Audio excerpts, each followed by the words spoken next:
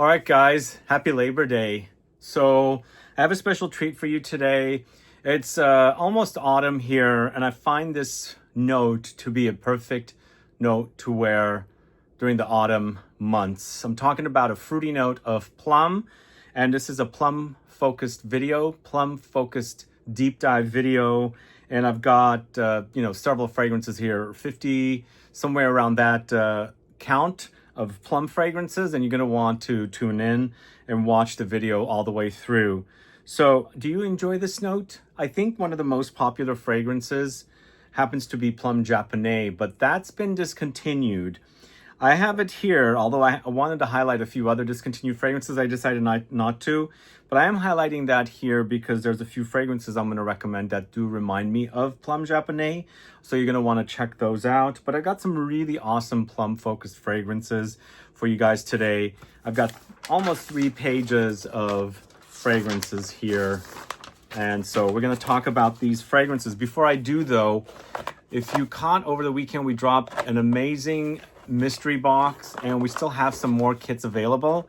In fact, one of the fragrances in today's video happens to be in the mystery box. I'm not going to tell you what, but if you caught my videos, or actually the video announcing the mystery box yesterday, maybe you'll get an idea of which fragrance it is. But it's 30 samples, 30 total samples currently, and there's only a few left. So get your mystery box before we completely run out. We won't drop another mystery box until the end of the year. So this is your chance to discover some really awesome newer fragrances that you might have missed out on. It's 30 samples, 24 samples from different brands, and a 6 sample discovery set from one brand. Really great fragrances for you guys to discover. Let's get started with the plum fragrances. Before I start with the fragrances though, if you have a favorite plum fragrance, let me know what it is. Do add a comment below. Whether it's discontinued, whether it's still selling. Is it Plum Japonais? Or is it something else? I haven't really come across any plum fragrances that are more popular than Plum Japonais, but there might be others that I'm maybe missing. So yeah, do add a comment below. Let's get started with the list. We're going to the house of ADAMO Parfum. This is Eden. Gorgeous label, isn't it? Are you familiar with this house? This has lots of flowers, woods. It also has plums, of course. And there might be some warmer notes in there as well. So it's mostly fresh, really gorgeous bouquet of white flowers. It's a bouquet of white flowers. They're not distinct, like it's not one focused flower. So it's probably like multiple different kinds of flowers mixed together to give you a bouquet of flowers fragrance rather than highlighting like jasmine or magnolia or gardenia, tuberose kind of a thing. It does remind me a little bit of ATELIER from the house of Marc-Antoine Barrois, but it's quite gorgeous. It's also very, very fresh. It's got this nice base of woods, but of course, along the way, you do get that plummy note. And again, as I was mentioning, plum for me is a perfect fruity note for the autumn months. I don't know if it's because the prune plums I associate with autumn because they're dried fruits and things like that. But I like plums in the autumn or fall months. Let me know what your thoughts are on that. But let's move on to a house called AMOUROUD Oud de Jour. You familiar with this one? Are you guys fans of AMOUROUD? What happened to the brand? Is it still in production?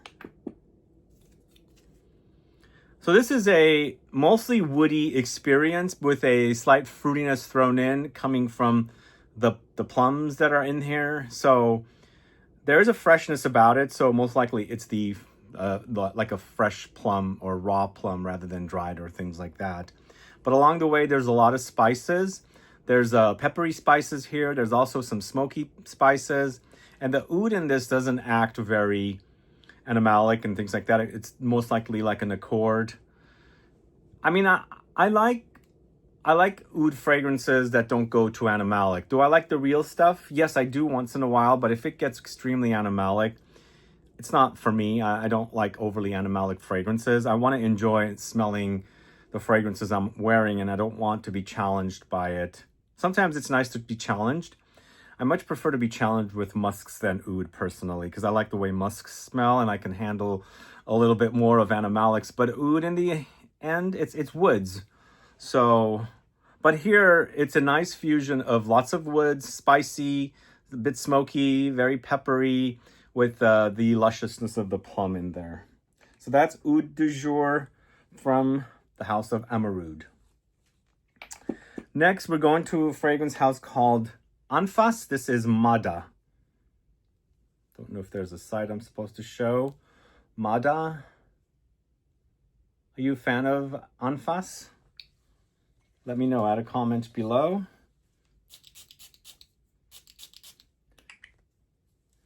So we featured ANFAS Samaha in a mystery box earlier this year. Not in the current one.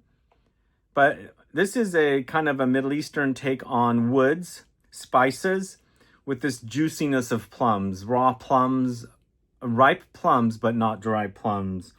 So once again, you've got this nice contrast of this dryness from the woods, kind of a very autumn experience, the dryness and the woodiness. But you have the lusciousness, the juiciness, and the fruitiness of the plums in here. And the plums in here, they're not uber fruity, so it's a nice balance. It doesn't like overwhelm and take away from your experiencing of the woods that are in here. There's probably also saffron in here. There's a leathery touch for sure. So it's a nice fusion of woods, saffrony leather, and plums, because leather for some reason really works wonderfully with fruits. That's why you see raspberry come up all the time with fragrances like Tuscan leather and things like that. So in this case, they're utilizing plums with a kind of a leatheriness and woodiness. I mean, we also have plums here with Halfeti leather, which I'll get to. Again, leather and fruits, really a great combo. One of my all-time favorite leather and woods combo was from YSL. I think it was called Noble Leather. It came in the square bottle. Utilized apricots, dried apricots with leather. It was so damn good. So good. They discontinued it. They never brought it back into the Le Vestiaire collection. It was part of the other Middle Eastern collection they had in those square bottles that M7 Oud Absolute came in. So they were kind of bottles like that, but with a nice gold cover, a label. But they took it away and they never brought it back. But here, again, fruity, leathery, saffrony, Middle Eastern style woody fragrance. So that is ANFAS MADA. And next, probably one of my all-time plum fragrances from the house of Atelier d'Azur. This is Rouge SARAY. Anxiously awaiting for them to make a extract of that, but one of the best gourmands. This is also featuring dates, which, you know, dates, I also consider, like an autumn fragrance experience. So dates and plums with balsamic notes. So it's ambery, it's balsamic, it's resinous, it's fruity, it's syrupy, it's sticky, honeyed. So you have the idea of chopped up dates and plums drizzled with this beautiful golden sweet syrup and, sprinkled with some cinnamony spices or something, kind of like a Middle Eastern dessert. So yummy. It's so good. The best from this house. Come on, guys, bring us a really awesome extract of Rouge SARAY. Let me know if you're a fan of that. I absolutely love that. We featured it in our very first Scent Club kit, the original Scent Club kit, and love it. It's, again, one of my favorite fragrances within the last 5 years. I really love the way it smells. Do let me know what your thoughts are and how much of the plums and the dates do you get from that. But let's move on to the House of Banana Republic for a cheapie. It's tobacco and tonka bean. So yes, you've got tonka beans. Yes, you've got tobacco, but it's nicely mixed in with plums. You know, they've got this color of the purple, right? So they're highlighting the plums in this one too. Even though it's about the tobacco and the tonka, and those two work wonderfully together, there's the fruitiness of the plums in here to contrast through, giving it a more brighter kind of experience to the tobacco and tonka. The tonka acts kind of nutty. It's bitter. And the tobacco is the leafy variety, not the smoky, ashy variety. And then you've got a really nice fruitiness. It's, once again, similar with pear. And I mentioned in a video recently about pear being not your super fruity fruit. Same thing with plums. I don't get a super intense fruity smell from plums, but it's just the right amount. Sometimes you need that kind of fruit with that kind of notes, you know? You don't want it to overwhelm. You want it to blend in and really like accentuate the other notes, providing a subtleness about the fruits, but doesn't overwhelm and things like that, which is what it's doing here. It's quite nice for a cheapie, tobacco and tonka bean. I hope it's still selling. Yeah, I don't know if it's discontinued or not, but it should be still selling. But moving on to BDK, I'm highlighting it here, but definitely not one of my favorite offerings from this house, and also not one of my favorite creations from the perfumer Julian Rasconnay, who I got to work with on a juice box fragrance. This is AMBRE SAFRANO. I don't know what it is about this fragrance. I even did a video on several ambers that were launched around the same time that I didn't really care for. This is amber in saffron, SAFRANO. I'm assuming that's what they're, you know, kind of mentioning.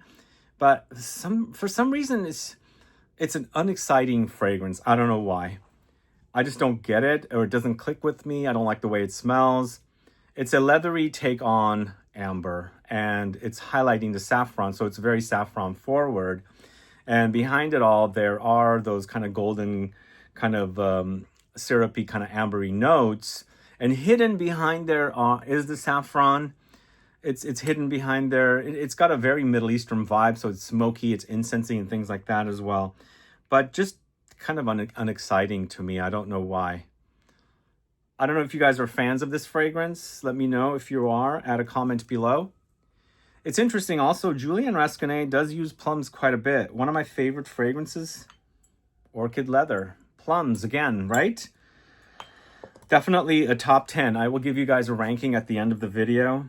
But unfortunately, AMBRE SAFRANO is not. It's not a favorite of mine, which is a disappointment because I thought I would like it. But I do like this other one, which also features plums and also for the house of BDK created by Julian Rasconnay. It's TABAC Rose. And TABAC Rose is basically that, tobacco with rose and also plums. And there's also chocolate here as well, so it's super spicy and floral and fruity. And it's a bit smoky as well, but you've got the darkness of the chocolate here. It's dark chocolate. It doesn't act milky or anything like that, but it's super spicy. But eventually it starts developing into becoming a bit more of like a decadent chocolatey kind of dessert with like a rose water effect happening because the rose is pretty prominent here. But I wouldn't say this goes full-on gourmand. It gets a bit fruity from the plums though. But everything is nice. It's not a gourmand. It's not a oud, but you know, you might have some things like that happening there. And once again, it's not my all-time favorite fragrance, but I much enjoy it more than AMBRE SAFRANO. And there's a darkness, a smokiness about that fragrance that some people like. And it's a tobacco-focused fragrance, right? But once again, it's not the ashy, smoky kind. It's, you know, it's the leafy variety, I think. For me, it is. That's how it's acting. But these are two fragrances from BDK created by Julian Rasconnay and featuring plums. And again, I enjoy his creations quite a bit. In fact, one of them here I really love, and he created it, and it's one of my favorite fragrances of his. It's Orchid Leather. But for some reason, I don't click with those two as much. But let's move on to Bon Parfumeur, number 401. This is a great alternative to the now discontinued Plum Japonais. I know many of you guys want that one brought back, but I've asked an associate at one time, not an associate, an executive that worked for Estee Lauder, and they mentioned they will never bring that back. I'm not sure why. They said if they ever brought it back, it will go into the very higher end private blend collection of fragrances. Like one time they brought the amber back. They brought back the Italian cypress in that collection where it's like highly priced. But for some reason, they don't plan on bringing this back, which Plum Japonais back. But this is a great alternative. If you like Plum Japonais, it's not identical, but it definitely, certainly smells like it. It's cedar with vanilla and plums. And it's spicy, it's fruity, and it's a bit sweet, but I wouldn't say it's a gourmand. It's acting a bit smoky as well. And I think it's just the cedar that they're using in here. It's got a bit of a smoky kick to it, but it's quite fruity, and it's quite woody. I think it's more woody than fruity, but it's a nice balance of the fruits in here, and of course the vanillic sweetness. But the thing is with this, the Plum Japonais, I think, is a bit more unique than this. This kind of, you know, achieves the idea of Plum Japonais. But what I like in Plum Japonais is there's kind of like a pine note in there. And when you have this, you also have that kind of greenish, kind of aromatic green woodiness. Then it kind of cuts through that plumminess of the plum in Plum Japonais, which adds a little bit more of an interesting layer. But if you can't find Plum Japonais, I think this one should totally satisfy. It's a great alternative, I think. 401 from Bon Parfumeur. Let me know if you're a fan of that. Have you sampled it? How close do you think it is to Plum Japonais? Do let me know. Add a comment below. But let's move on to the House of Born to Stand Out. It's Drunk Saffron. So leather, once again, with plums. It's a given. It's happening. But this time we're going into the boozy direction. Why is my bottle not spraying? So I think what I like is when they make a boozy fragrance and they feature a fruity note of plums, I think the plum kind of accentuates the booziness more. In this case, it's happening here. But for sure, it's very saffron forward. So it's got a lot of leathery qualities. And it's the leather that you get from saffron. I don't think they have the actual leather accord in here or the note, but you're creating a bit of a leathery spiciness against the booziness in here and the fruitiness of the plum. It's actually really quality work. I love that one from the house. I need to do a ranking of that house. Maybe a deep dive of Born to Stand Out. What do you guys think? Let me know. Add a comment below. But I love that one. It's definitely a top 10. I don't know. They have so many fragrances. It's tough to figure it out. It'd have to be done really carefully, but I enjoy that one quite a bit, and it's definitely one of my favorites. So Drunk Saffron from the House of Born to Stand Out. Let me know if you're a fan of it. But I have one more from the House of Born to Stand Out. It's called Mud. This is just like Drunk Saffron. This is from the very first launch of the brand's fragrances. They worked with Firmenich perfumers, and I think this might be... Is it Hamid Muradi Kashani? I can't remember. He's with Firmenich. I know for sure this Mud is Nathalie Lorson. Mud is not my all-time favorite fragrance from the house. Mud refers to chocolate. And behind the chocolate, there is a fruitiness there. I also felt like when I first sampled the fragrances of Born to Stand Out, the ones that were done at Firmenich, they had an overall DNA of very powdery experiences. I think this is fine. It's not a wow. I mean, the smell is great. I feel like something doesn't stand out too much or jump out. It comes off a bit flat, but once you get past the flatness, there's a really great smell there. It's almost like this chocolatey ice cream, but very powdery, and a fruity, fruitiness is running across it as well, but it doesn't shout. It's kind of reserved behind, and I wanted to shout at me a little bit more. But I think Nathalie Lorson does some great work. This is solid. I think it's just the way the fragrance is created. It just seems like it needs a more hello than hello kind of a thing happening with it. All right, let's move on to the next fragrance, go into the House of BYREDO.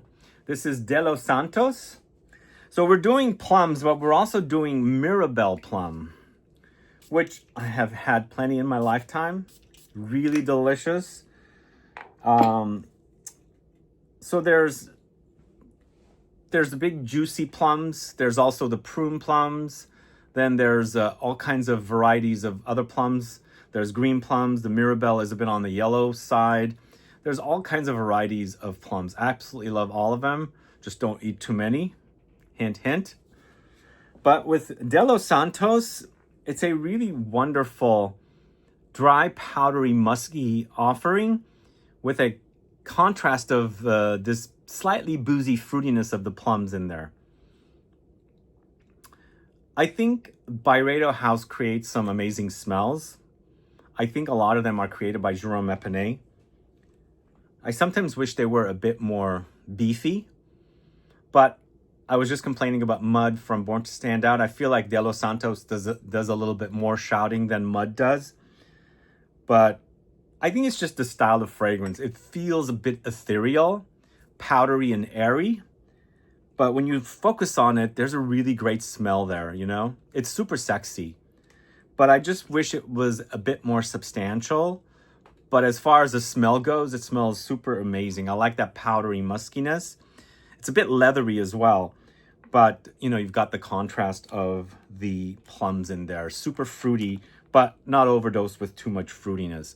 But I've got one more BYREDO fragrance. It's Vanille Antique. I was a big fan of, well, I'm still a fan of it. I don't speak about it much and I don't wear much of it anymore. It's been a while since I've worn it. This is a really great take on a very woody vanilla fragrance with a booziness and a fruitiness. Like the booziness and the, it's like plums. I was just mentioning boozy plums. It's like almost like it brings out a boozy characteristic, or they add plums to it to make it a bit fruity boozy kind of a thing, which is what is happening here.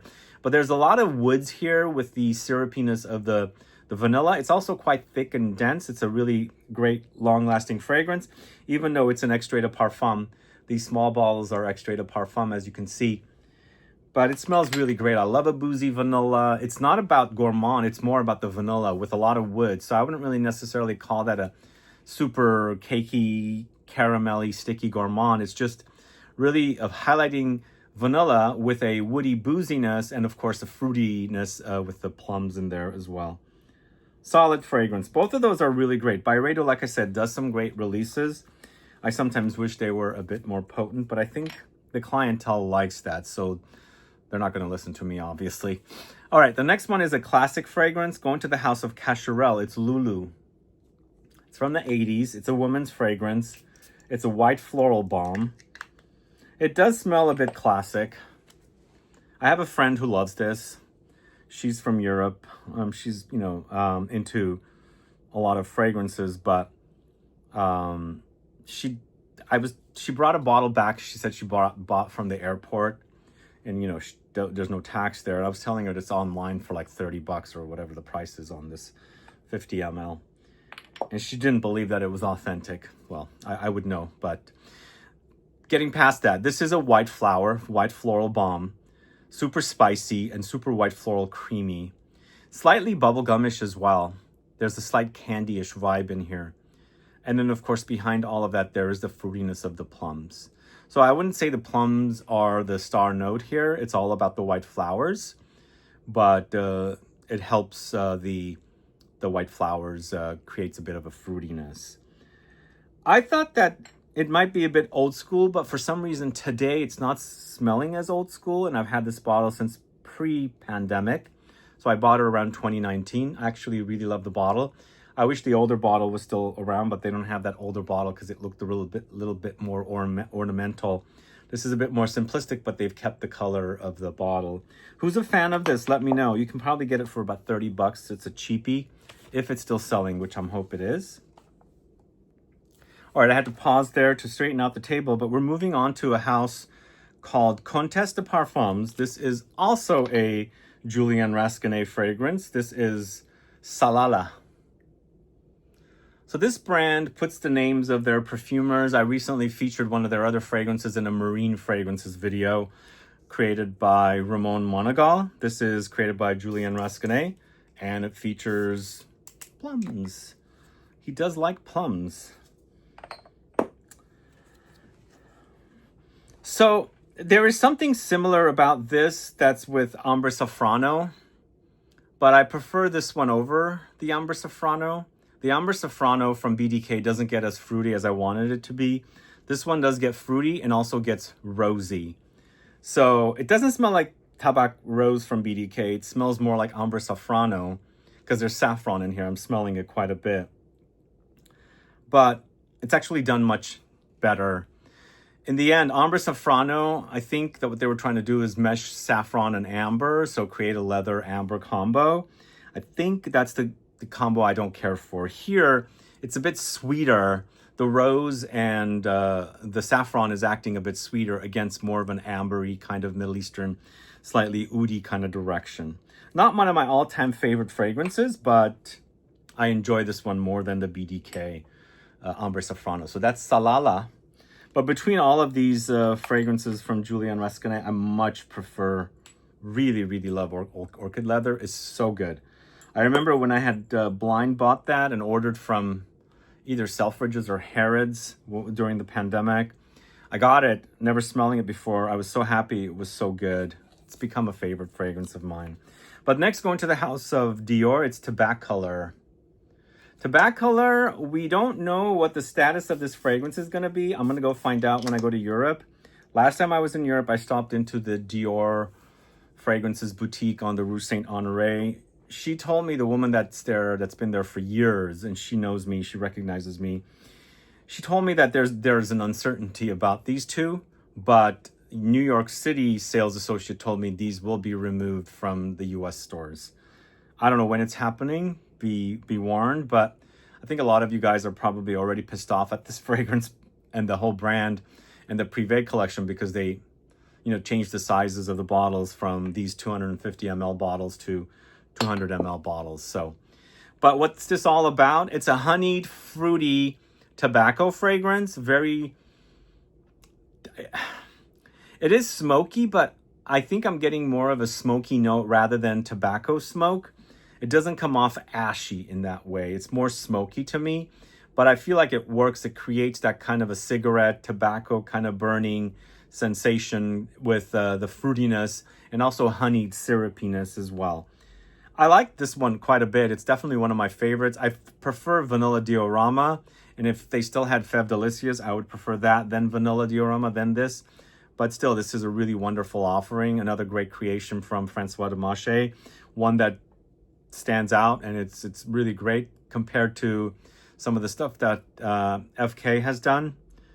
So, I don't know. But TABAC Color is great. Again, I don't know about its... I'm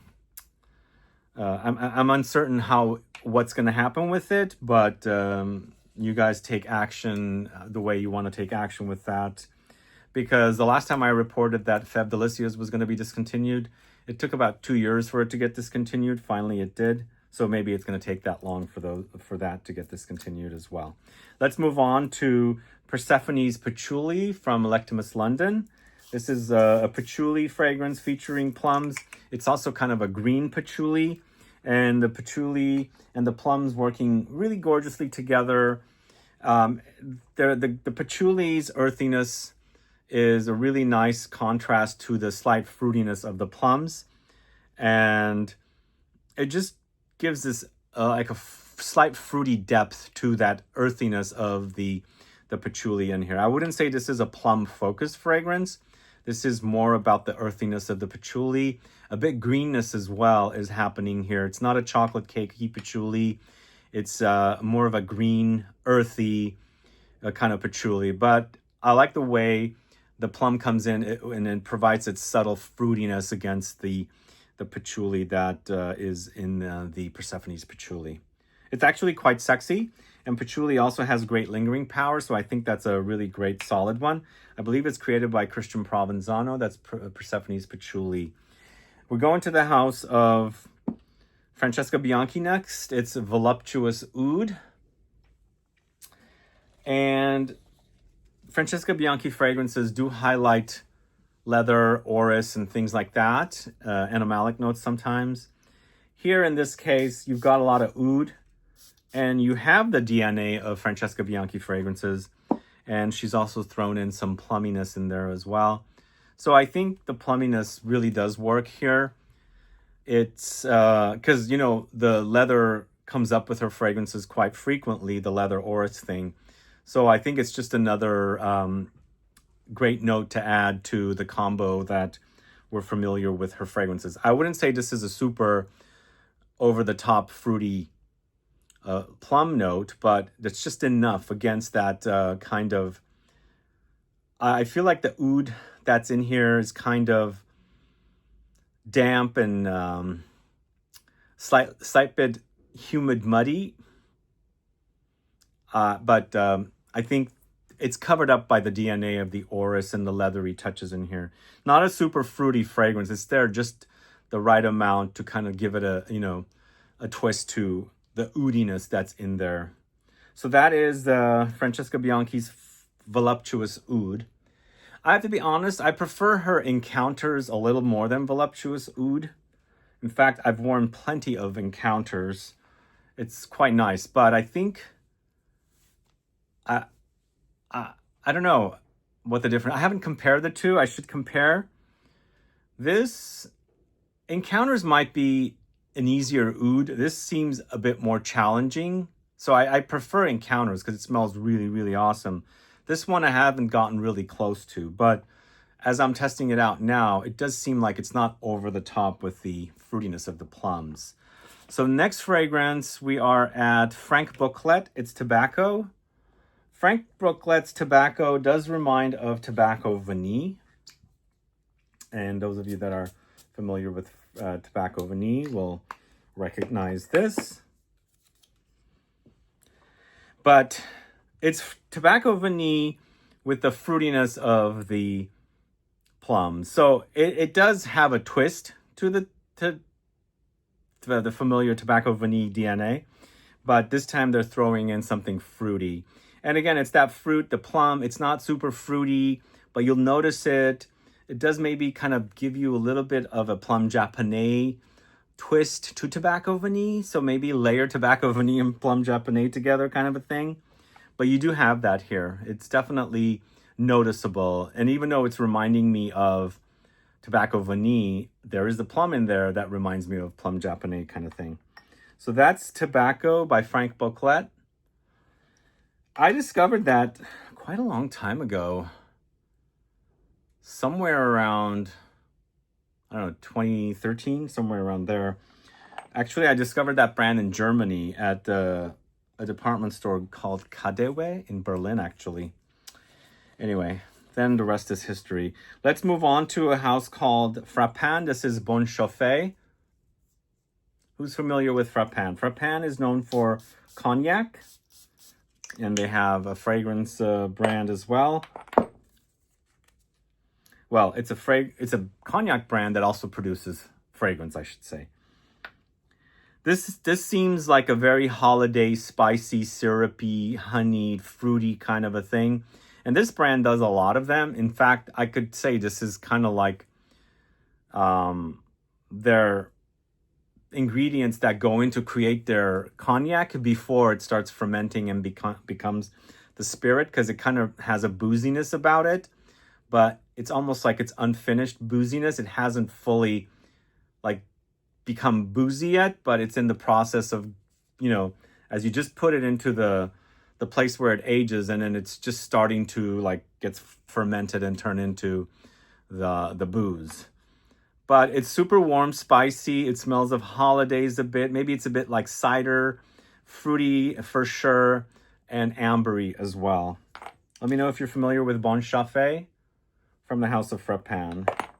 So I've got two fragrances from the House of Frederic Malle, and then we'll be done with the first page. First of which is Jean-Claude Elena's creation, Heaven Can Wait. I was quite underwhelmed with this fragrance. I enjoyed the smell more than Uncut Gem, but I felt like it was lacking in performance, so it was a bit of a dud for me. Maybe it's gotten a bit better now that it's been sitting in the bottle. But I wouldn't say this is... It's not one of the wows from the brand. I don't know, maybe Frederic Malle got a bit bored after a while and he released Uncut Gem and this. They're kind of boring fragrances to me. I mean, in the end, it's warm and spicy and there's some fruitiness in there, but I don't know. I do enjoy it more than Uncut Gem, honestly. So Uncut Gem, I think, is just overpriced for what you get. Even though here too, but it's a bit more enjoyable, but still kind of, What do you guys think? Heaven Can Wait or no? Heaven Can't Wait. Add a comment below. But the next one, you guys might not like it because it's a bit old school. It's Le Parfum de Thérèse, created by Edmond Rudnitska, who created a lot of fragrances for Dior. And according to the story, this is a fragrance that was supposed to be created for Dior, or is it a reject by Dior? Can't remember, but when you smell this, you will smell fragrances like Diorama, Diorella, Diorissimo, Dioressence, all those fragrances. It smells kind of like in that style. So it's a bit plummy. It's also a bit stone fruity. Plums are stone fruit as well. And very old school. Like, it seems like it would belong in that collection of fragrances that features those fragrances, Diorissimo, Dioressence, Diorama, and all those fragrances. I like it. It's not nicely done, but it's so old school. And the plums in there don't feel like they're the focus note, you know? There's other things happening. So the plums are more of like a supporting player. All right, guys, had to take a quick break there. So we are on to the second page. And we've got two Gallagher fragrances. Gallagher fragrances. First of which was part of their Pearlescent Parfums collection. I think now it's called Gallagher Fragrances Pearlescent Parfums collection. It's Midnight Jasmine. I do like jasmine against plums. I think we have one fragrance here. I'll get to it. I don't know where it's coming up. It's a jasmine plum combo. But with this one, there's a holiday spice vibe happening here for some reason. And it's almost like giving me mulled wine experience. The plums can act like that a little bit. It's super fruity. And the jasmine doesn't seem like it's super in your face. So it's not indolic. It's providing its characteristics, but minus the indolic qualities that jasmine usually provides. I'm getting major warm spices with this one. Let me know your thoughts on Midnight Jasmine. Do you like it? Do you get warm spices? Giving me like something honeyed, syrupy, sprinkled with cloves or nutmeg or something like that. But the next one, it's super warm spicy. It's rosé all day. This one, this is a fragrance that has, oh, my bottle is not spraying. There it goes. It's got a lot of different things happening here. It's got brown sugar, apple crust or crisp. There's the plums and there's rose. It's almost like a pie with plums in it, rose in it, and brown sugar and all of the things that you would put into a pie. So it's a bit honeyed. It's a sweet, but also fruity and rosy. The whole thing works wonderfully together. Probably my favorite fragrance from the house. I think he did such a great job on that. Definitely top-notch quality. I love the way the rose works with the fruitiness and the slight gourmand notes that are in there. This is no longer in this kind of a bottle. I wish it was, because I prefer these bottles compared to the new bottles. But I really love the way this fragrance smells. One of the best from the house. If you like gourmands with rose, definitely check that out. I would call that a rose gourmand, because the rose does stand out quite a bit. But we're moving on to the house of Guerlain next. L'Homme Ideal Extreme. I think the bottle is different now. They've changed the label. Don't like the new label. I like this one more. This is in the end continuation of the L'Homme Ideal series. I think this is the 5th in the collection, and there's probably been, what, 10? It's my favorite. It's a tobacco plum combo with that whole L'Homme Ideal DNA. It's super spicy. It's fruity. And maybe there's some slight booziness in there. But really nicely done for a designer-esque level or, mass market level fragrance. It's higher quality than what you would normally get from, mass market fragrances that are the ones that are like the most mass, I should say. Guerlain does make great fragrances, and this is definitely one of their best in the signature collection, I should say. I like the warm spiciness. I like the fruitiness, of course, the tobacco, and the slight booziness. But there's also a lot of peppery spice in here, just to not miss out on that. There's definitely the noticeable pepperiness in this. But it works wonderfully with all the other notes. So that is L'Homme Ideal Extreme from the House of Guerlain. Let me know if you're a fan of that. Let me know if you have seen any fragrances so far that you really enjoy. Let me know if you discovered something for the first time that sounds really great to you. You're gonna go check it out. Okay, the next fragrance we're gonna talk about is from the House of Histoire de Parfum, 1889, Moulin Rouge. I've had this bottle since 2013. It still smells great today. This is full-on powder bomb. I love it. It reminds me of the day I bought this. So Moulin Rouge, the ladies, you know, put on their makeup and put on their costume and went dancing on stage. And I think they basically captured that here. I think it's not only violet. Not only plums in here. I think there's violets as well. I get a major violet because violet and makeup fragrances, powdery fragrances kind of go hand in hand. But, you know, I think there's a lot of iris in this as well because it's noticeable. Maybe there's some slight rosiness in here. But also the plumminess, I think, is not super overdose. It's just, once again, it's not about the plums, but it basically helps put everything together. So you do need that slight fruitiness that goes into those kind of makeup-y fragrances. I'm surprised how great this still smells today. And it's like 12 years old. My bottle is original. I think for a while this fragrance was distributed in the States. It's no longer distributed in the States, I believe. I was just at the Histoire de Parfum boutique last March and they had it there. So it still sells. It's just not widely distributed. But if you're a fan of powdery fragrances, you got to check that out. Really, really got to check that out. Okay, this is the fruity jasmine plum fragrance that I was remembering when I mentioned the Midnight Jasmine from Pearlescent Parfums or Gallagher Fragrances. This is Isvaraya by Indult. So the jasmine in here is a bit indolic, by the way. So you're going to notice a bit of funk with the plums. So indolic, it's a bit poopy. That's how jasmine smells well, most of the time when you smell it off the bush, that's how it smells. But here, the plumminess covers it up quite a bit, but you can still notice it a tad bit behind all of the plums. The plums are juicy, ripe, but also fresh and drippy. Nicely blended with the jasmine. Lots of white flowers and plums. It's probably the best example of plums and jasmine together. So that brand is known for Tijota, but I think Isvaraya is also really, really great. Let me know your thoughts on that. Next, going to the house of Initio, it's Paragon.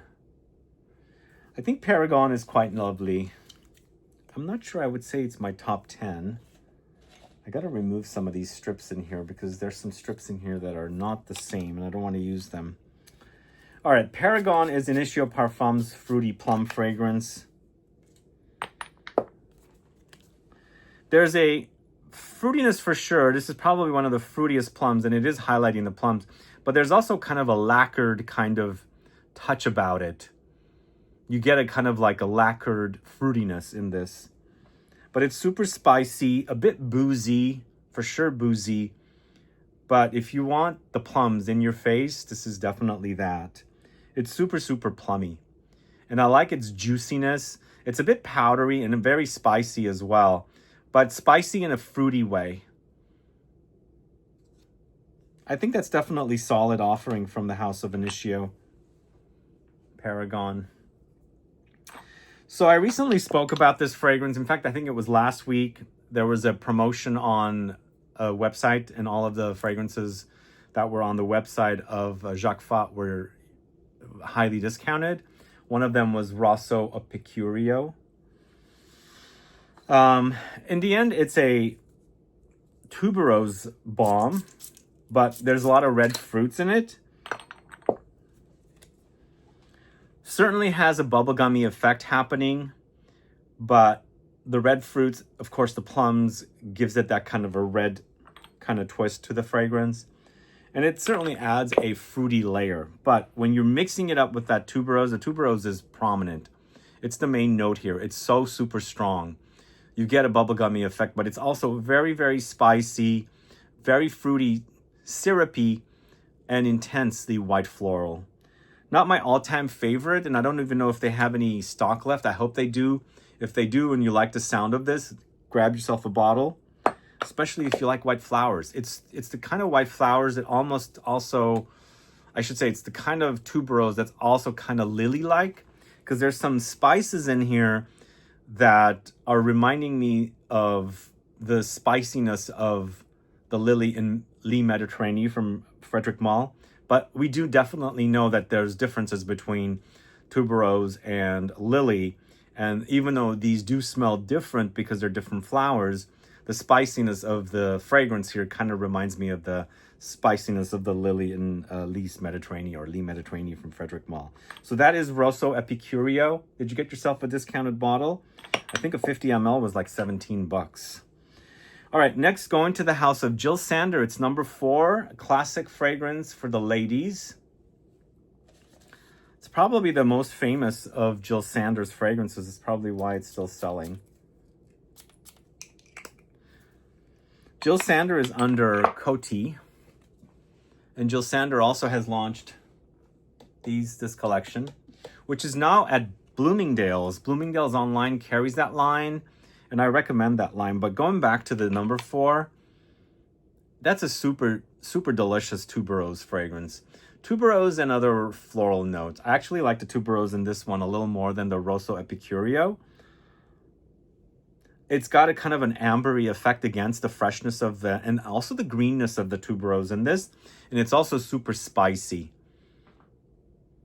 Yeah, you've got a vintage vibe here because it's a classic, but this formulation smells really awesome. There's a slight fruitiness in there, a bit like a fruit compote-like thing happening that's kind of mixed in with the amberiness of the base notes. But you'll notice the fruitiness, it's slight fruity also. It's not super fruity in the heart notes here. So it's Jill Sander number 4, gorgeous bottle. These are like 30 bucks for, this is a 30 ml bottle, I believe. Yeah, 30 ml. But it still smells wonderful today. It smells classic, but if you like tuberose, you definitely have to check number 4 out. All right, next. It's a Jean Paul Gaultier men's fragrance. It is, why am I forgetting the name of this? It's Scandal Pour Homme Absolu. So the color of this bottle is the color of the plum that's featured in here. It's Mirabelle Plum. I'm not the biggest fan of Scandal for men, and I don't even know the woman's Scandal, so I think the Absolu is the best in the series. I haven't checked out the latest Scandal for men, though, or Pour Homme. This is kind of a chestnutty, plummy, fruity, doughy, gourmand style fragrance for men. Boy, men's fragrances have sure changed. If you released this as a men's fragrance in the 80s, that would be a major flop. But I think that's the direction a lot of fragrances go, and I think most people want fragrances like that. I'm not saying it's a bad fragrance. It's just not a super exciting fragrance for me, but I prefer the Absolu over all the other ones so far. And I like that addition of the fruitiness of the Mirabelle Plum in that. And, you know, the Mirabelle Plum has a similar color to this. So the color is basically what the Mirabelle Plum is. So that's Scandal Pour Homme Absolu from Jean Paul Gaultier. Then we've got Juliette Hazegun's Magnolia Bliss, also with Mirabelle Plum.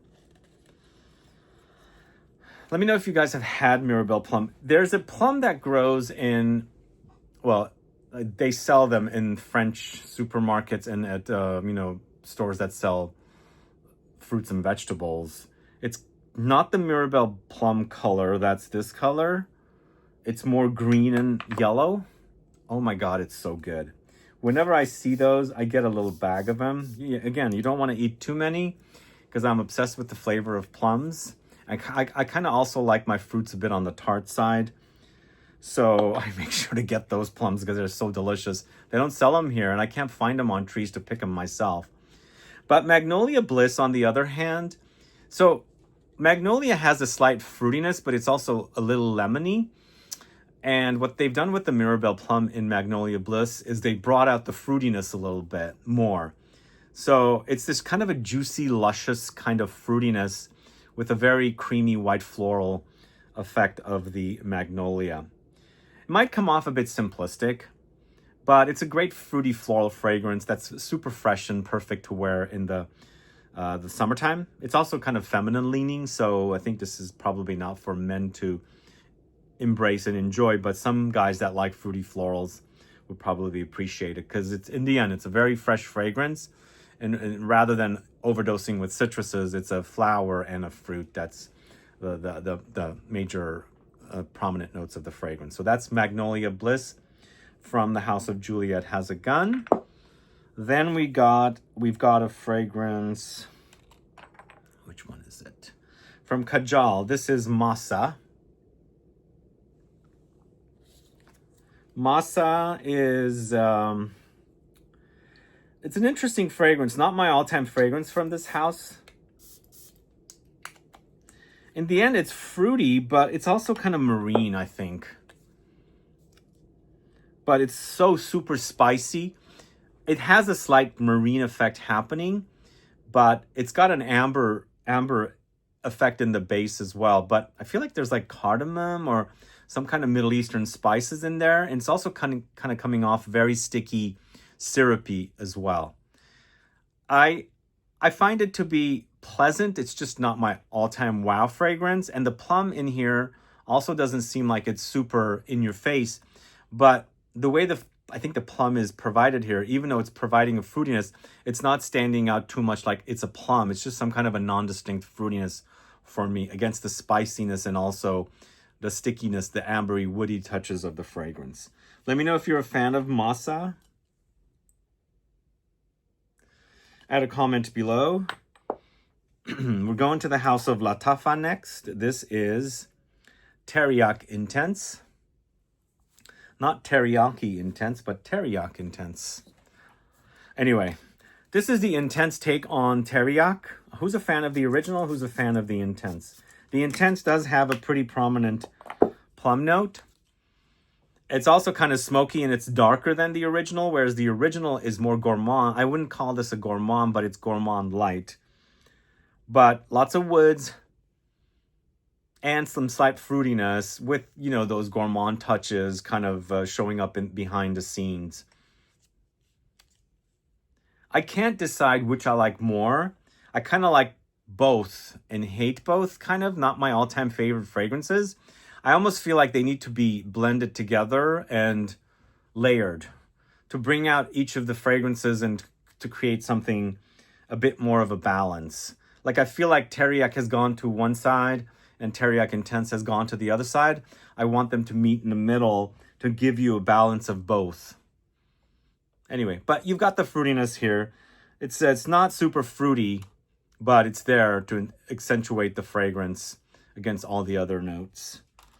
Let me know if you're a fan of Teriyaki Intense from the House of Latafa. This next fragrance I discovered pretty late from this house, obsessed with the way it smells. I think I kind of skipped it because I'm a bit bored of cedar in general. It's a cedar-focused fragrance, but it does have a lot of plums in it, and the combo is intoxicatingly delicious. It's Cedre Superfluide from the House of Les Eaux Primordiales.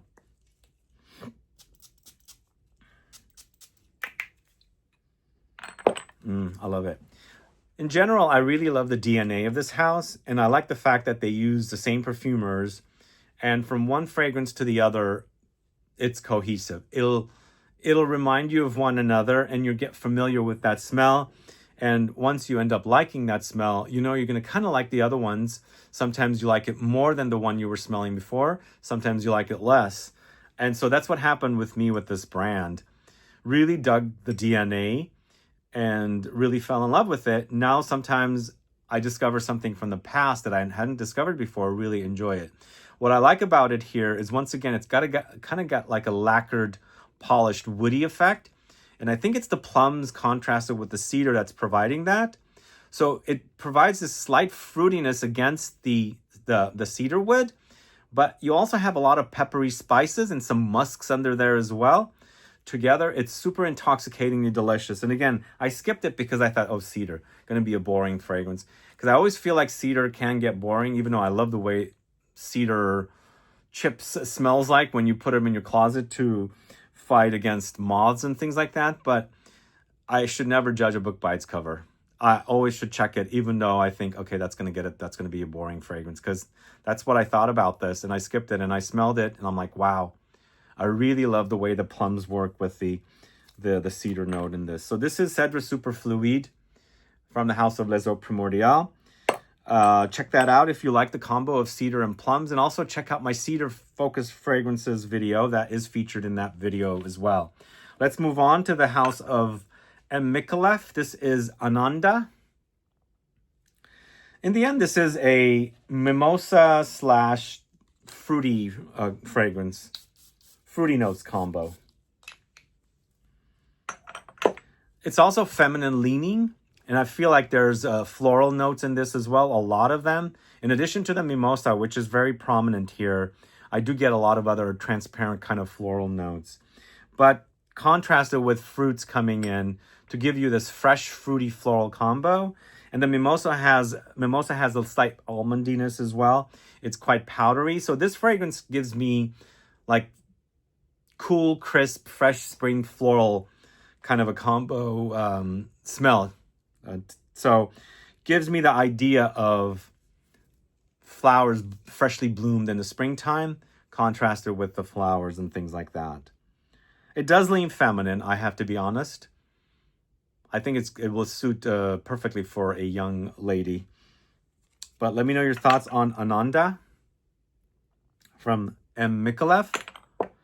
But this next fragrance, one of my all-time favorite fragrances, going to the house of MDCI. This is Chypre Palatine. So it's a Chypre fragrance, but to me it's more balsamic and ambery, and it does have a fruitiness in there as well, the fruitiness of plums. It's so super delicious. So super delicious. I love it. Love, love, love this fragrance. It's got that balsamic resinous quality about it. It's very ambery.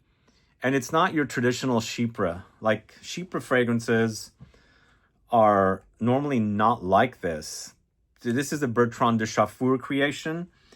And definitely one of the best fragrances he's created. And recently I just discovered Invasion Barbare from this house.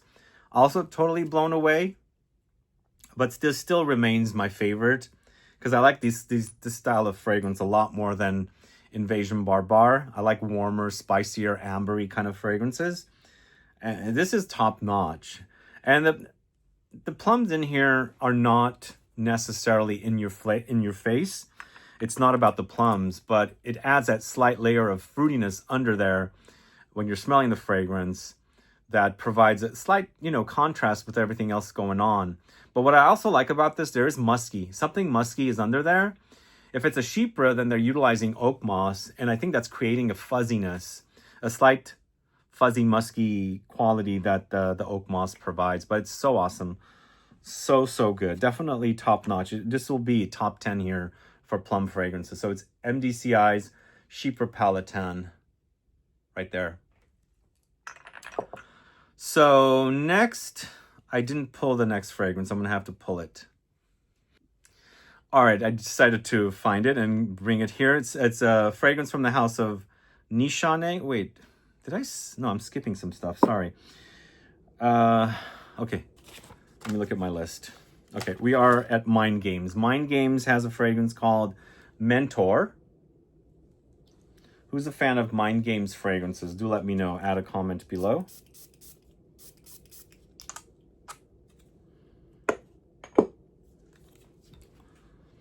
So this has amber woody touches, very spicy and also fruity behind it all as well. And once again, the fruits, not substantial, just a nice contrast. I feel like there's a little bit of gourmand stuff happening in here. Might be some coffee or something like that. But I think it's more like an amber and woods combo with There's a little bit of that plum that comes in here, but it's not like truly making it a plum fragrance. So in the end, it's not the star note once again, but it's providing whatever it can to the idea of the woods in here. There's a lot of them, and the amber. It's got a little bit of a Middle Eastern effect happening. Maybe there's a little bit of saffron in here as well. But it's Mentor from the House of Mind Games. And I think the plums in here are just the right amount. So that is Mentor from Mind Games. I wouldn't call that a super plummy fragrance, by the way. Okay, I lost my train of thought because I skipped around. I think it's MDCI, Mind Games. Now it's Nikos. Nikos Parfum Sculpture Air de Lune is next. Who's a fan of this one? So this one actually, I believe, has cherries and plums. I think this fragrance is so different than the OG Sculpture, Nikos Parfum Sculpture. And this is called Sculpture Air de Lune. They're taking it into a completely different direction. I believe this also has rose, and it's got a little bit of cherry, and it's got a little bit of plum. So it's a combo of these notes in a totally new fragrance. It's fine if you can find a great deal, because these were online for around 30-40 bucks for a while. Totally worth it. I don't know which store sells these fragrances anymore. Physically, I can't find them. But when Sculpture had just launched from Nikos back in 1995, I believe, they were all over the stores. But I still think my favorite is the Parfum edition of Sculpture. But if you want some different varieties of the idea of Sculpture, I think this will satisfy. It's super fruity and also a bit rosy. But my favorite flanker, I should say, is Voyage en Orient. Once again, it's got a bit of a tobacco vanille vibe, but with a kind of creamy layer to it as well. And you know, they had bottles online for like 30 bucks for 100 ml. Totally worth it. But this one also is pretty decent. Just a fruity floral take on Sculpture. So this is Sculpture Air de Lune. Next, this is the fragrance I thought I had forgotten, which I did. I went and grabbed, but it was out of the order. But this is Nichonne's Vain and Naive. So this also utilizes plums, but on the other hand, I'm not the biggest fan of this fragrance from Nichonne. I did a whole deep dive video on Nichonne. If you haven't caught that, please go catch it. I don't understand this fragrance, the way it smells of the notes that it's credited. To me, it has a waxy, fruity vibe. It almost reminds me of when I was young, early 80s. They had those wax lips that you can put in your mouth and make a lip out of your lips and then chew on them. Do you remember those? It reminds me of the waxiness of those wax lips. Because it's kind of fruity, it's kind of rosy, but very waxy. Once again, it's not super fruity, whereas the plum is in your face, but you've got the fruits here. It's contrasted with the rose. But where's so waxy? Where does the wax come from? I don't get it. Do you get the wax, guys, from Vain and Naive? Let me know. Add a comment below. There's a whole video on Nichonne. It's a deep dive video. Go catch that video if you want to find out more about Nichonne. I've got two fragrances from the house of Olfactive Studio, both featuring plums. One of which is my second bottle. I bought the second bottle. This is Chambre Noire. Almost lost my train of thought there. Chambre Noire is a dark, fruity leather, ambery and resinous. There we go with the fruity leather again. Fruits and leather, great combo. Here it's smoky, it's resinous, and very leathery. And it's very dark. You can totally notice that. And I think the fruits save it from going into complete dark territory. It becomes a bit brighter because the fruits... I think that's what the fruits usually do with the leather, because leathers go really, really dark. They brighten things up a bit and also sweeten things up a bit, of course, and that's what the plum is doing here. Yeah, it's very dark, resinous, smoky, it's leathery. It's called Chambre Noire, dark room. That's where you develop your photos. I used to do them all the time. I come from the photography world. And this brand is inspired by photography. And this is basically Chambre Noir captured in fragrance form. Good work. It's also very peppery, spicy. Next, it's... Oh, I grabbed the wrong one. Ooh, I'm going to have to just think about it. The next fragrance is Ombre Indigo. Ombre Indigo also features plums. I believe it has papyrus. I'm going to pause the video and grab it. All right, here's Ombre Indigo. I've got it in the older bottle. And the Chambre Noir that I just showed you is the new bottle. So they've changed their bottles around. It's funny, way back in 2014 or 2015, I was visiting family in the LA area and I stopped into Lucky Scent bar in the Hollywood area. And that was the first visit to Lucky Scent ever. And the owner of the brand was there. I met her there for the first time. Anyway, Ombre Indigo to me is very resinous and smoky and also peppery. And it's got, I think it's papyrus or it could be cypriol. Cypriol and papyrus are kind of sort of similar. It's so strong and potent. It's woody and earthy as well. And I think papyrus, cypriol kind of has a very earthy, woody characteristic, kind of in between smelling like patchouli and vetiver to me. It's like a combo of both. And that's what you get a lot of that here.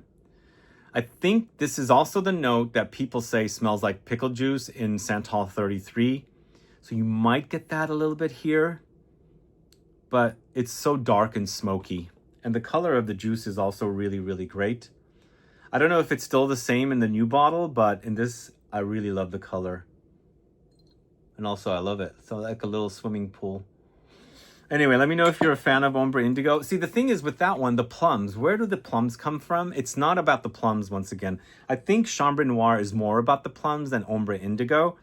This one, the plum is so in the back. It's like a subtle fruitiness. Very, very subtle. All right, next we're going to the house of Pantheon Roma Dolce Passion. Let me know if you're a fan of that fragrance and that brand. This is a super gourmand, by the way. Super sweet. Super chocolatey. Chocolate bomb. And fruity. Plums are more pronounced here. You can really notice them against the dark chocolate. And there's a sweet kind of a nougat-like characteristic in there. I shouldn't say nougat. It's more like fondue. Not fondue. Some kind of like a chopped up ingredients that's kind of like liquefied, but still like a coarse texture. I'm forgetting the name, but there's something like that happening in here with the fruits combined. And also honeyed. It's also got a honeyed, plummy kind of a smell to it against a lot of the chocolate. But super yummy. Super, super yummy. This is delicious. Dolce Passione. Let me know if you're a fan of that. Next, we've got fragrance from the house of Parfums de Nicolai. It's Caravanserai Intense. So I recently shot a deep dive video on Nicolai, which I will air while I'm in Europe, so stay tuned for that. I will be heading to Europe in a week. So Caravanserai. This is I believe it's coffee with a slight fruitiness of the plums. Now, this is not your traditional coffee fragrance. This is more of a woody kind of glossy texture. And the plums in here, once again, are not super in your face. And even though in Dolce Passione it was more in your face, I wouldn't say it's about the plums. You can really noticeably smell it in there against all the gourmand notes. Here, it's taken a backseat more, where they've made kind of I think there's also cardamom in here. It's super spicy. So I feel like the coffee cardamom combo is what it's all about. And the plums are behind there giving their, you know, their smell a little bit to the coffee and the cardamom to give it a slight fruitiness instead of like making it a plum fragrance. So the plum in this is not your star. And of course, you know, can't have plum in every fragrances. I think the plum would have kind of ruined this because in the end, it's about the coffee and the cardamom. But you've got a little bit of the slight fruitiness of the plums coming in here just to contrast it a little bit. So it's coffee, but I wouldn't say this is a super gourmand. Caravanserai is something completely different than your traditional coffee fragrance. So that's the end of second page. And then we've got one more page and we have just a smaller list left. We're going to Cassili from the House of Marley for the ladies. This is actually a fruit bomb, I should say. For some reason, this didn't catch on like Delina did. Obviously, Delina is queen or king, queen, I think. But this to me is a plump, fruity, powdery, feminine-leaning fragrance. There's juiciness here with the fruits, but the powdery effect kind of takes away from it. But there's like young, peachy kind of fruits and also kind of plummy kind of fruits in here all combined together. Why is this not a popular fragrance Why is this not a popular fragrance in comparison to Delina? Because in the end, the texture in here kind of does remind me of the creaminess of Delina, but I don't know. It didn't do the success that Delina has had. I'm dropping things, but let me know your thoughts on this one. This is Cassili from the House of Marley. Are you a fan of it or do you not like it? Let's move on to the House of Penhaligon's. We've got two from the house. First of which is Al Ula. Let me know if you're a fan of Al Ula. So Al Ula I thought was a bit underwhelming, but I like the usage of the plum in here. So it's super spicy, and it's also a bit ambery. And eventually it sweetens up, and the plum kind of takes over. So I like the usage of the plum here. Even though it's still not like the number one note, it's noticeable here, and also giving me a little bit of a boozy effect. And the plums tend to do that for some reason, which I like because I love boozy notes. And, you know, boozy plum liqueur or something, giving you that kind of an idea. It's just a bit of an underwhelming fragrance. I thought it would be a lot more exciting. But there is a bit of a desert-like experience. It's kind of dry and dusty, but there's warmth behind it. It's peppery and fruity boozy. So that's Al Ula from Penhaligon's. And then I already mentioned this one. We've got Halfeti Leather from Penhaligon's. My favorite Halfeti Cedar is discontinued. So disappointed at that. This is my second favorite Halfeti flanker, and the OG is my third favorite. What I like about the Halfeti Leather, once again, it's plums. It's dark, kind of red plums, really kind of like maroon red colored plums, because that's what I'm smelling against the leather. I mean, in the back, you have the Halfeti DNA, which it's not my favorite fragrance. When Penhaligon's had a store here, they had this thing that they pumped out the smell of from their store, and it was Halfeti. It's like every time I walk by there, it was Halfeti. And I kind of got bored of it. Maybe because I was never really a fan of Halfeti, so I wasn't really into it. But I like the leather, as I said, and I love the cedar, which sadly is gone. But here I think it's a nice combo of leather with plums. I still prefer Van Cleef & Arpels Orchid Leather more because it's the leather and plums, but this is also pretty good. This is actually created by Christian Provenzano, who is with CPL Aromas, and I believe Julian created Orchid Leather when he was at IFF. He is now at CPL Aromas as well. All right, so next we're going to a classic, Le Classique. Oh no, we're not going to classic yet, sorry. I can't find the fragrance I need to talk about. Here it is. All right, so I kind of made a mess on the counter or the table, so that's why it's a bit confusing. But the next fragrance is from the house of Plume Impression. It's Rivalite Imperial. By the way, we have kit number 16 selling still, and it features a fragrance from the house called Memoir d'Ete. It's the fig fragrance. We also have Dodo Jackfruit Edition and Vibrato from Sospiro in that kit. So this one comes off kind of ambery, woody, and fruity. I think this is a fragrance created by Jordi Fernandez. I think Jordi Fernandez has created several fragrances for the House of Plume Impression. It's Givaudan, and of course, Memoir d'Ete. Murmur d'Ete, what am I saying, Memoir? It's Murmur d'Ete is also created by, not Jordi, but Quentin Biche of Givaudan. So it looks like they use perfumers from Givaudan quite a bit. But here we have this really nice, subtle plum against some ambery, woody, notes in the fragrance.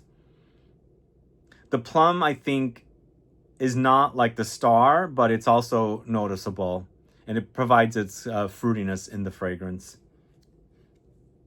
So that is Rivalite Imperial from Plume Impression.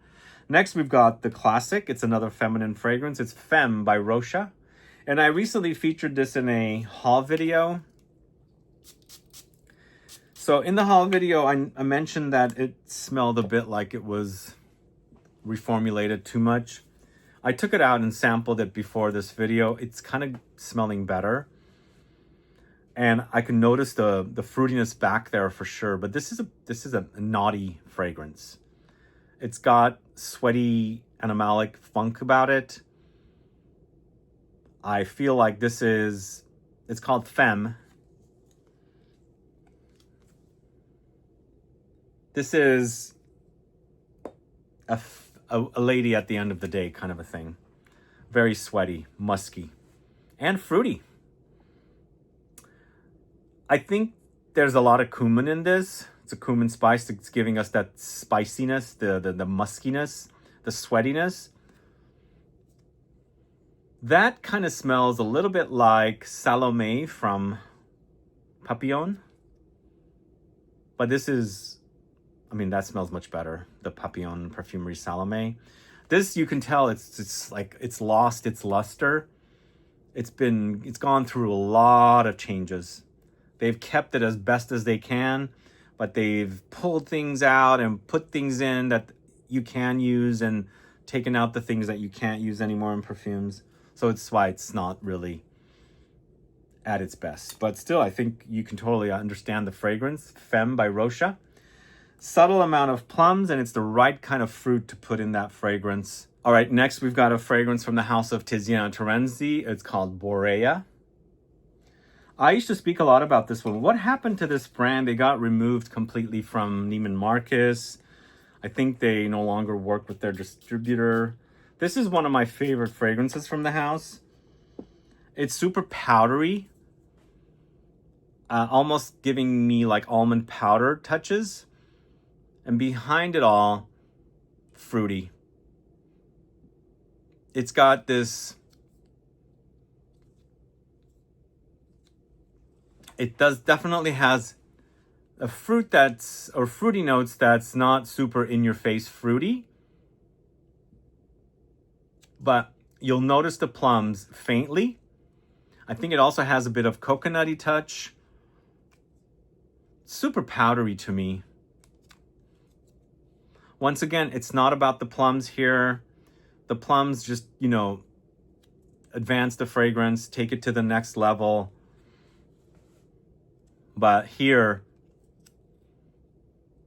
I think definitely one of my favorite fragrances. It's powdery, it's intense, it's long-lasting, it's dusty, it's nutty, and definitely fruity. And I like the plum usage in this. the plums are really superb. But again, not in your face plums. It takes a back seat, but you'll notice it once again. So that's Borea. Next, we've got, you know, I'm losing it here. I'm skipping things around. We've got a fragrance from the house of Scents of Wood. It's Plum in Cognac. I would say this is definitely a top plum fragrance. Definitely top 10. Plummy Cognac. I'm all over it. Smells so good. So good. And the plums are in your face, the kind of fragrance you want from a plum fragrance. It's nicely done here. It's boozy, it's fruity, it's kind of ambery, and it's kind of resinous and powdery. And even though I feel like the plums should have that kind of glossy characteristic, it gets nicely blended with the kind of resinous texture of the fragrance. And I love it. It's boozy, but so delicious. Really nicely done. Definitely the best from the house, I think. I think this is probably what sells the most from the house. Scents of Wood, Plum and Cognac. Sorry, it's out of order. Okay, now we've got two Tom Fords, but one of them obviously is discontinued.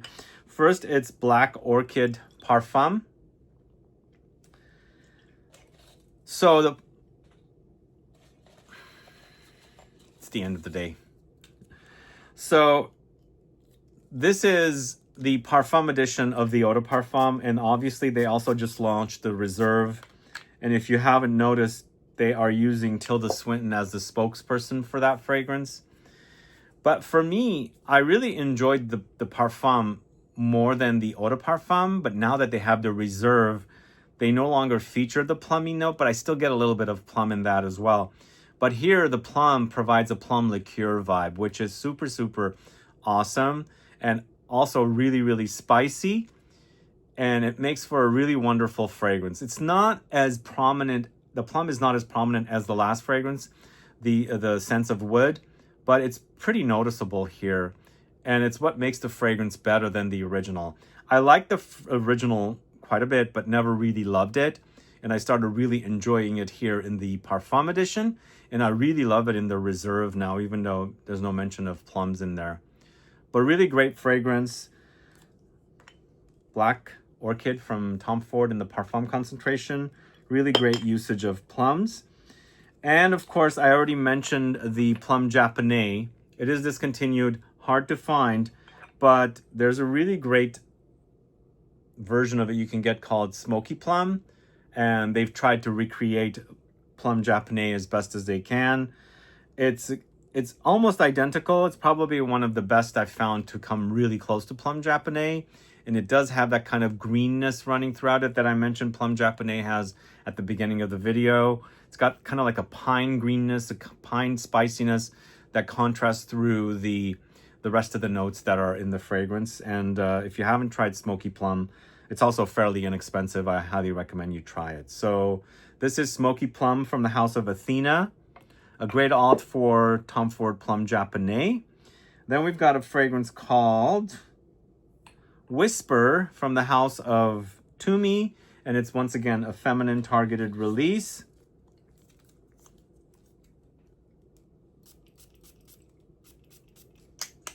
Who's a fan of the Tumi fragrances? Yeah, this is like plums in your face. There was a fragrance I do not have anymore, I have to be honest. Kilian had a fragrance, early on it was one of my favorites from the house, called Liaisons Dangerous. I started wearing that around 2013, 2012. And people used to stop me and ask me what I'm wearing. I don't know what happened to that fragrance. Is it still in existence? Because it was plums, but I believe it was also rose. And it would get me so many compliments. I don't have it here, and I almost forgot to mention it, but I just thought of it, and I need to seek it out. I don't know what condition is it in, as in, has it been reformulated? Does it smell as great as it once did? But I thought it was one of the best plum fragrances ever made. But again, I got many compliments wearing that.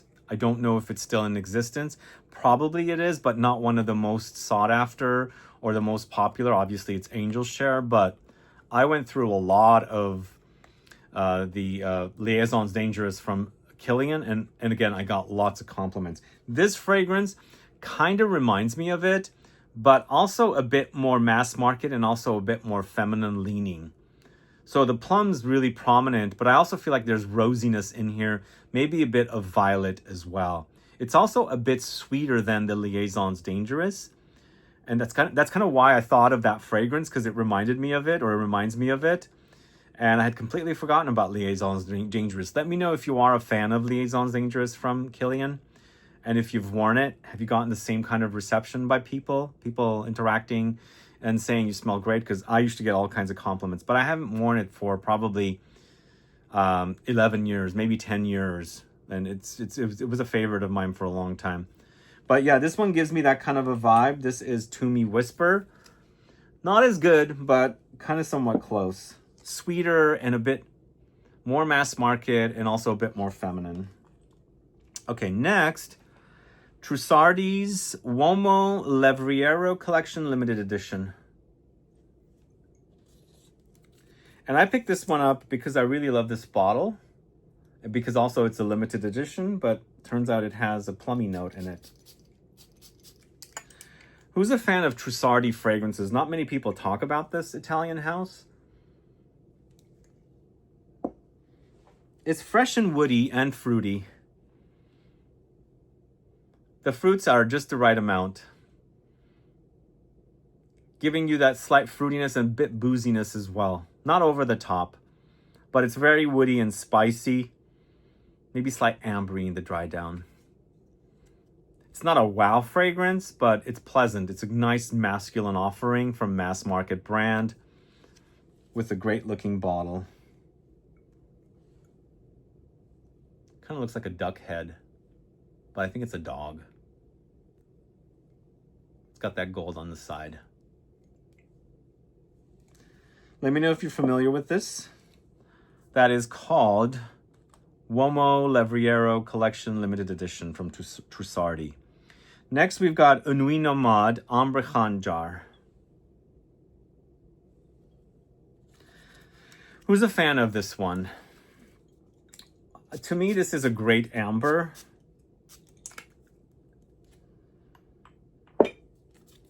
Really, really wonderful amber. It's dark and resinous, maybe balsamic, and spicy, smoky, and fruity. And once again, the plum just accentuates the fragrance, doesn't overwhelm it with too much fruitiness.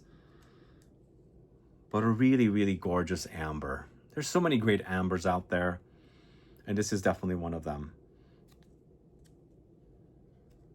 I love it. It smells really, really awesome. Let me know if you're a fan of Ambre Khanjar from the house of Nuit Nomade. Definitely one of my favorite houses. These two are definitely my favorite French houses as of late. Les Eaux Primordiales and, of course, Nuit Nomade. Okay, Van Cleef & Arpels Orchid Leather, finally. Yeah. Julien Rasquinet created something special here. It's really, really awesome. Orchid Leather. They're talking about the vanilla orchid. So it's got some sweetness. And it's got that kind of lacquer-like polished, slightly boozy plum note. So it's the leather, the plum, and the vanilla together. Super, super awesome.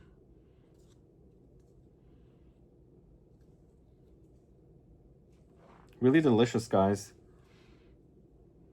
I haven't noticed this, but it's super boozy. Yeah, the plum is super boozy in this. Let me know if you're familiar with this. I love it. This is definitely a top 10 plum fragrance. I absolutely love it. Okay. A few more fragrances left. We've got 3 actually. We've got one from Wesker called Eau de Mystique. Eau de Mystique. Let me know if you're a fan of this house and this fragrance.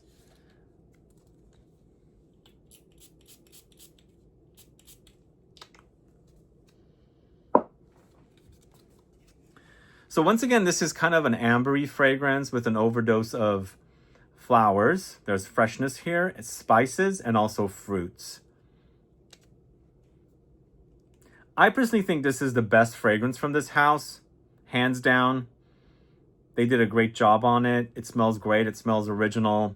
It has a bit of a Middle Eastern vibe, but it's not.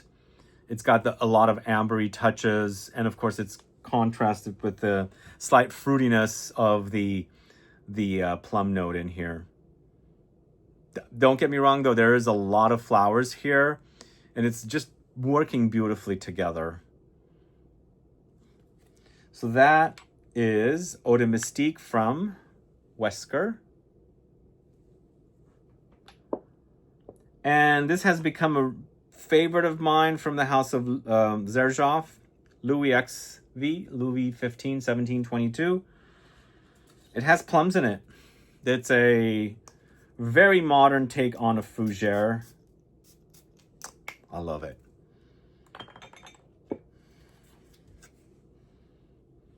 So delicious. So it's got a fizzy characteristic about, or fizziness about it. It's something to do with champagne. So there's a slight tingling that happens up top, fizziness, sparkling effervescence. And then eventually it starts developing to become the fougere-like style it is. Along the way, you get some fruitiness. Again, once again, it's not about the plums. The plums do accentuate the fragrance, and it provides its, you know, juicy fruitiness in here, because this is quite juicy the way it wears. Not only because it has those effervescent champagne-like qualities, but also the fruitiness of the plums. But really, really nicely done fragrance. I couldn't believe how good it is. I discovered it at Neiman's and fell totally in love with it. It's a very smooth and refined fougere, a barbershop style. Very luxurious. This is Louis 15, 17, 22 from the house of Xerjoff. And then we're ending the list with the more daring fragrance, Zoologist Perfumes Sacred Scarab. How's that for a plum fragrance? Have you guys sampled this?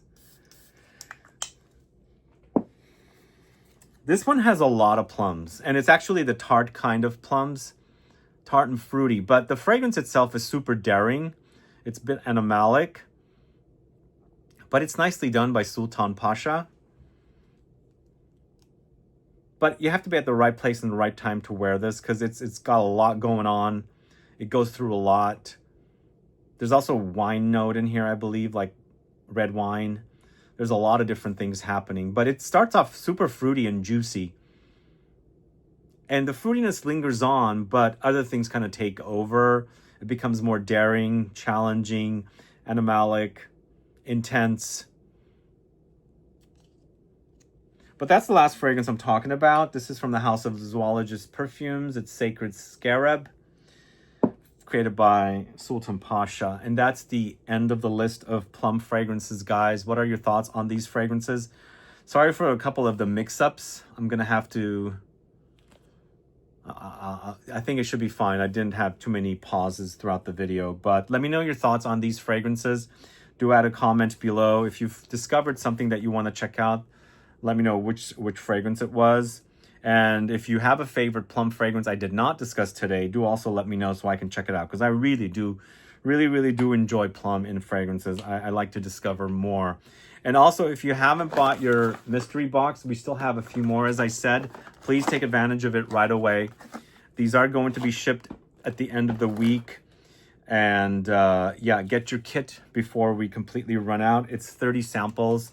One of the fragrances in this video, is featured in the kit. Can you guys guess what it is?